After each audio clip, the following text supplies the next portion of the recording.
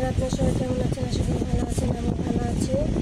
তো আমি আজকে একটি মজাদার করলা রেসিপি রান্না দেখাবো। সেটা হলো করলা ভাজা আলু দিয়ে সহজ উপায়ে। তো দেখুন বন্ধুরা, এর মধ্যে আমি পেঁয়াজ কেটে নিয়েছি, বড় বড় সাইজে 3-4টা পেঁয়াজ কেটে নিয়েছি, কাঁচামরিচ দিয়েছি আর ছোট্ট একটা রসুন দিয়েছি। আমি সব একসাথে কেটে নিয়েছি, দিয়ে করলা আলুর মধ্যে দিয়ে দিয়েছি। দেখুন বন্ধুরা, ঠিক এরকম গোল গোল সাইজ করে পেঁয়াজ কেটে নিতে হবে। কেটে নিয়েছি, আর এই যে মরিচ এভাবে করে খালি করে নিয়েছি। এখন আমি এর মধ্যে পরিমাণ মতো সয়াবিন তেল দিয়ে দেবো।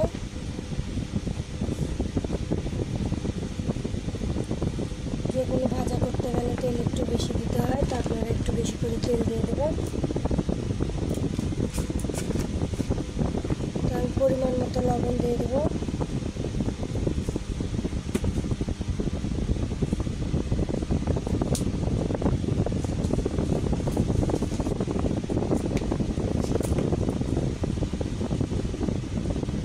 পরিমাণ মতো হলুদ দিয়ে দেবো।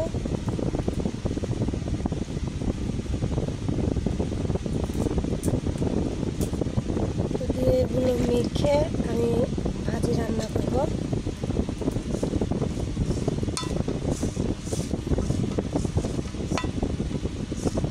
তো বন্ধুরা, এভাবে আপনারা ভাজা রান্না করবেন। করলা আলু ভাজা খেতে অসাধারণ লাগবে।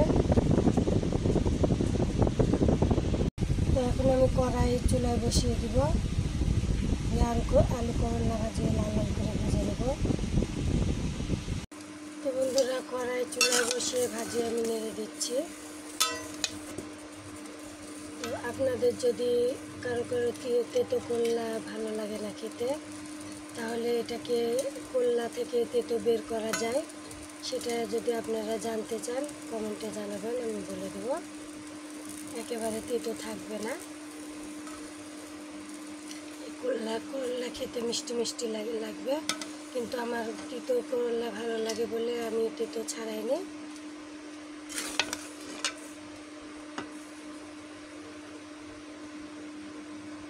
তো বন্ধুরা, করলা আলুর সাথে পেঁয়াজ, কাঁচামরিচ, রসুন একসাথে দিয়ে দিলে একসাথে ভাজা হয়ে যায়। করলা আলুর সাথে খেতেও অসাধারণ লাগে, ভালো লাগে।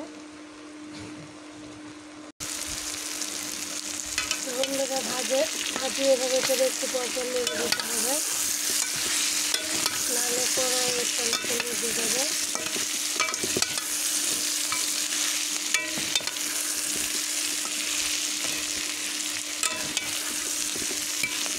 দেখুন বন্ধুরা, ভাজা এখনো হয়নি, একটু কাঁচা কাঁচা আছে, আরও অল্প ভাজা হবে।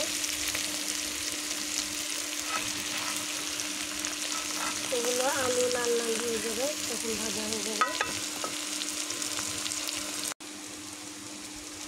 তো বন্ধুরা, ভাজিয়ে আমি আবার ভালো করে নেড়ে দিলাম। তো দেখুন বন্ধুরা, লাল লাল করে ভাজা হয়ে গেছে আলু করলা ভাজা। তো এখন আমি ভাজা নামিয়ে নেব। এরকম মজাদার রান্না পেতে হলে ফেসবুক থেকে লাইক, কমেন্ট, শেয়ার করুন, আর ইউটিউব থেকে দেখলে সাবস্ক্রাইব